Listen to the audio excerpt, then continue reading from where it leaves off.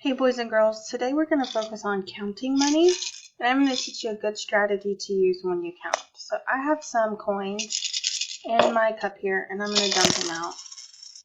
And I'm going to count these coins. Now when I count coins, I always start by the biggest value and go to the smallest value. So I'm going to sort my coins first. I see I have 3 quarters, a dime, and 2 pennies. I know 1 quarter is 25.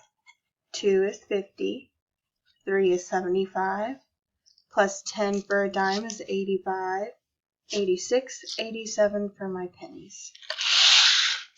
I can do the same thing with this next set of coins here.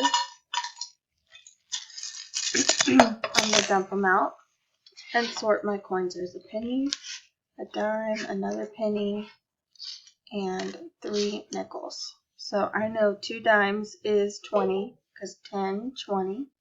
Then I have 25, 30, 35, 36, 37. Alright, boys and girls, have fun practicing counting money.